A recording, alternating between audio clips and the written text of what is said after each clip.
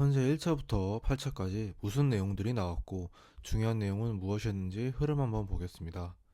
우선 준비기일부터 10차 변론까지 일정은 이렇게 정리할 수 있습니다. 준비기일에서 3차까지는 초반부, 4차부터 7차까지는 중반부, 8차부터 10차 혹은 그 이후까지는 후반부입니다. 초반부는 재판관 임명과 기피 신청, 변론기일 선정 등이 있었는데 중요한 내용 첫 번째, 내란죄 철회입니다. 이후 3차에서는 대통령이 처음으로 출석하시면서 부정선거 의혹이 사후 논리가 아니라 음모론을 제기하는 것이 아니라 팩트를 확인하는 차원이었다면서 이 재판의 포문을 열기 시작합니다. 4차부터 대통령의 반격이 시작되는데 김용현 장관은 증인으로 출석해서 모든 장관들이 계엄 직전 국무회의에서 반대했다는 한덕수 국무총리의 발언과 달리 계엄 직전 동의한 국무위원이 있었다. 비상입법기구 쪽지와 계엄 포고령도 내가 작성했다. 최상목 대행에게 직접 건네진 못하고 실무자를 통해 줬으며 비상입법기구 역시 관련 예산을 편성하라고 한 것이라고 밝혔습니다. 여기서 중요한 내용 두 번째, 윤 대통령이 국회를 무력화하고 별도 입법기구를 창설하려 했다는 주장이 반박됩니다. 이외에도 곽종훈 전 특수전 사령관에게 의원이 아니라 요원들을 데리고 나오라고 했다.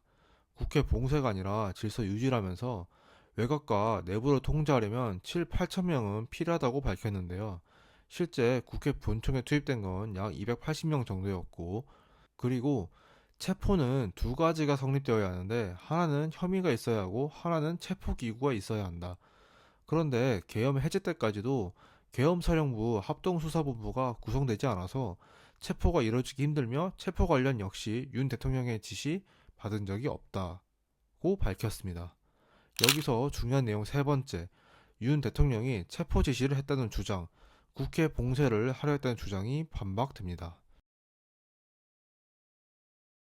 5차부터는 치열한데요. 이진우 수봉사령관, 여인영 방첩사령관, 홍정원 국정원 1차장이 출석했고 우선 이진우 사령관은 체포 지시는 없었다. 계엄은 적법하다고 생각한다. 대통령으로부터 본관을 봉쇄하고 출입을 막으라는 지시는 없었다. 라고 밝혔으며 여인영 방첩사령관은 대통령으로부터 체포나 구금 지시를 받은 적이 없다. 홍장원 차장과의 통화 관련한 질문에 대해서 재판 증거 기록에 의하면 그날 밤 10시 40분경에 제가 홍장원 씨와 통화하면서 국회는 경찰과 협조해서 봉쇄하고 있다. 지금 체포조가 나가 있는데 제가 그렇게 얘기했다고 홍장원 씨가 언론 인터뷰를 했더라고요. 앞서 말씀드린 것처럼 방첩사 의원들의 평균 출동 시간은 그 시간으로부터 2시간 후인 새벽 1시입니다. 제가 정확한 대화 내용은 기억이 안 나지만 2시간 전에 홍장원 씨와 그런 대화를 했을 것 같지가 않습니다. 여기서 중요한 내용 네 번째, 대통령이 체포나 구금 지시를 내린 적이 없고 홍장원 차장의 주장과 상반되는 내용이 나옵니다. 홍장원 차장은 정영식 대법관과의 답변에서 여인영 사령관이 검거 요청이 아니라 위치 추적을 해달라는 것을 검거 지원 요청으로 이해했고 이를 검거 요청 가로 위치 추적 가로로 기재했다고 드러났는데요. 국정원은 수사권이 없기 때문에 중요한 내용 다섯 번째, 국정원에 검거 요청을 했다는 주장이라던가 홍장원의 증언 신빙성 역시 흔들리게 됩니다. 6차 도움은 만만찮은데요. 김현태 707 단장, 곽종근 특수전 사령관이 출석해서 김현태 단장은 곽종근에게 150명이 넘으면 안 된다는 말은 들었으나 끌어내라던가 국회의원이라는 단어는 없었다. 국회의원을 끌어내라는 지시는 받지 않았다고 답변했습니다. 그 다음 곽종근 사령관인데요. 하도 말이 바뀌고 섞여서 간략하게 정리하자면 곽종근의 주장은 대통령이 곽종근에게 아직 의결 정족수가 채워지지 않은 것 같으니 국회 문을 부수고라도 들어가서 안에 있는 인원들을 끄집어내라. 150명이라는 얘기는 대통령이 아니라 김용현 장관으로부터 들었다. 공포탄, 테이저건, 전기차단은 대통령이 말한 것이 아니고 전기차단은 내가 지시한 것이다. 중요한 내용 여섯 번째, 김현태 단장과 곽종근 사령관의 발언을 종합하면 본래 워딩조차 국회의원이 아니라 사람 혹은 인원이었으며 끌어낸다는 주장조차 신빙성이 떨어지게 됩니다. 자, 이제 후반부인 7차입니다.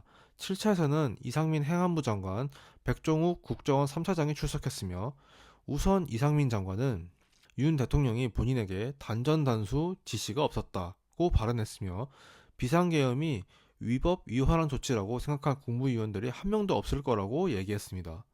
간담회가 아니라 국무회의라고 생각했을 거라면서 그렇지 않으면 다들 정족수가 채워질 때까지 왜 기다렸겠느냐 이렇게 발언을 했고 대통령 역시 이와 관련해서 비상계엄 선포 관련해서 회의록 작성이나 부서 관련해서도 반드시 사전에 해야 하는 것은 아니다.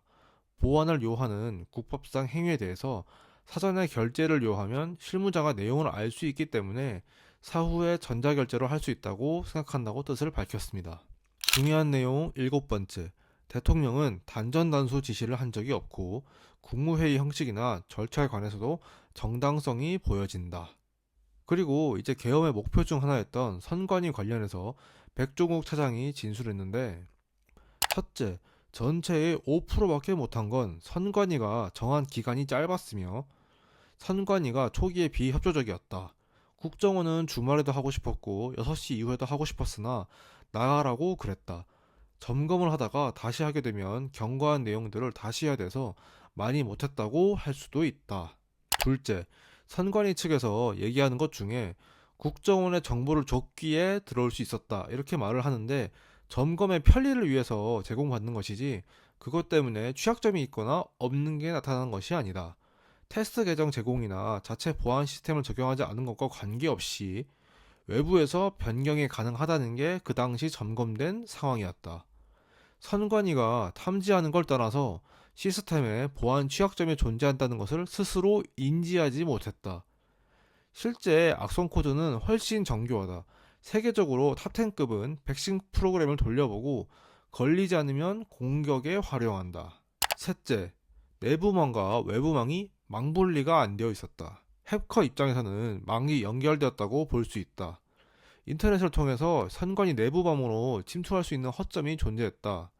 이를 통해 사전투표한 인원을 투표하지 않은 것으로 표시하거나 사전투표하지 않은 인원을 투표한 것으로 표시가 가능했다. 가짜 인물을 추가한 후에 가짜 이름과 주민번호로 가짜 신분증을 만들어도 이를 정상으로 확인하는 것으로 보였다. 넷째, 용역업체 조력하에 실제 사전투표 용지와 QR이 동일한 투표지를 무단으로 다량 인쇄 가능했다. 선관위가 사전투표용지 인쇄 테스트 프로그램 제공을 꺼렸다. 다섯째, 국정원은 보안 점검하러 간 것이지만 앞서 내용들이 가능하다는 것은 누군가가 부정선거 의도를 가지고 하게 된다면 유력하게 실행될 수 있는 조건들이 있었다는 것이 확인되었다. 여섯째, 해외의 테러 조직이 우리나라 선거 시스템을 마비시킬 수도 있고 이런 것이 굉장히 두려웠다. 여기서 중요한 내용 8번째. 우리가 그동안 우려했던 내용들, 선관위의 상태가 정말로 처참했고 이는 국가 비상사태라고 생각할 여지가 있겠죠. 가장 최근 변론 8차입니다.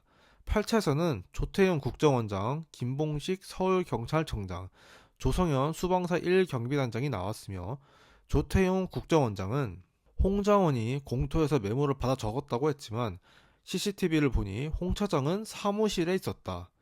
홍 차장의 메모와 증언의 신빙성에 대해서 강한 의문을 갖는다. 홍 차장 교체를 대통령에게 건의한 건 지난 8월경 민주당 박지원, 박선원 의원에게 7차례 인사청탁을 했다고 들었다. 여기서 중요한 내용 9번째. 홍장원의 메모와 진술, 신빙성에 의문이 생깁니다. 김봉식 청장은 대통령으로부터 주요 인사 체포나 국회 봉쇄 지시를 받은 적이 없다고 발언했으며 조성현 단장은 이진우 수방사령관이 국회 내 의원들을 끌어내라고 지시했다고 밝혔습니다. 중요 내용들만 다시 볼까요? 체포 지시, 단전 단수 지시, 국회 봉쇄 지시, 국회의원 지시 등이 다 반박되거나 상충되는 진술 때문에 시민성 등이 무력화되면서 차례차례 격파되는 게 느껴지시나요? 또한 헌재 변론을 진행하면서 대통령 측은 스카이델리, 부정선거 증거, 하이브리드전, 선관위 보안 실태 등등 부정선거 관련 내용을 언급하면서 꾸준하게 빌드업을 쌓아왔습니다. 헌재에 나갔길 잘했다는 대통령의 발언이 괜히 나온 게 아닙니다. 그동안 음모론으로 치부받던 부정선거를 테이블 위로 올리고 사법부, 입법부, 군, 검, 경 등 어디까지 이 나라가 침투당했는지 확인임을 이해해야 합니다. 정말 긴 내용들을 설명드렸는데 많은 사람들이 바라지만 아직 안 나온 내용, 체포된 해커죠. 그래서 다들 큰 거 언제 오냐 하면서 기다리실 텐데 사실 큰 거는 이미 왔습니다. 우리가 가장 충격적인 내용부터 먼저 접해가지고 무감각해져서 그렇지 대통령을 탄핵으로 몰아갔던 수많은 주장과 내용들이 막상 보니 다른 게 너무 많았다는 거고, 그럼 결국 대통령은 왜 구속 상태인 거고 왜 탄핵을 당했냐는 결론에 이르게 됩니다.